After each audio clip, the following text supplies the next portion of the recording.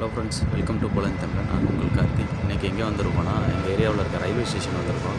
நம்ம ஃப்ரெண்டு பார்த்திங்கன்னா இந்தியா போகிறாரு. அவரை ட்ராப் பண்ண வந்திருக்கேன். இங்கே இருக்கிற ஒரு சில விஷயங்களை உங்களுக்கு காட்டணும்னு பார்த்தேன். நீங்களும் பாருங்கள். இப்போ நாங்கள் எங்கே வந்திருக்கோம் அப்படின்னு பார்த்தீங்கன்னா, நாங்கள் தங்கியிருக்கிற ஏரியாவிலேருந்து இருக்கிற ஒரு ரயில்வே ஸ்டேஷனுக்கு வந்திருக்கோம். இதில் இருக்கிற ஒரு ஸ்பெசிலிட்டிஸ் எல்லாம் உங்களுக்கு காட்டணும்னு நினச்சேன். இது வந்து பார்த்திங்கன்னா ரயில்வே ட்ராக்கு. இது வந்து பிளாட்ஃபார்ம் 1. இது இங்கே வெயிட் பண்ணுற ஏரியா. அங்கே ஆப்போசிட்டில் பார்த்திங்கன்னா ஒரு சின்ன கம்பியாக இருக்குல்ல, அங்கே வந்து பார்த்திங்கன்னா சைக்கிளை லாக் பண்ணி வச்சுட்டு ஸ்டூடெண்ட்ஸு வேலைக்கு போகிறவங்க வச்சுட்டு ஈவினிங் வந்து கூட எடுத்துக்கலாம். அதுக்கான இடம் தான் இது. அதுவும் ரயில்வே ட்ராக்லேயே இருக்குது. அது ஆப்போசிட்டில் க்ரீன் கலரில் இருக்குல்ல, அது வந்து பார்த்திங்கன்னா பஸ் ஸ்டாண்டு. எல்லா ஏரியாவுக்கும் போகக்கூடிய பஸ் ஸ்டாண்டு இங்கே இருக்கும்.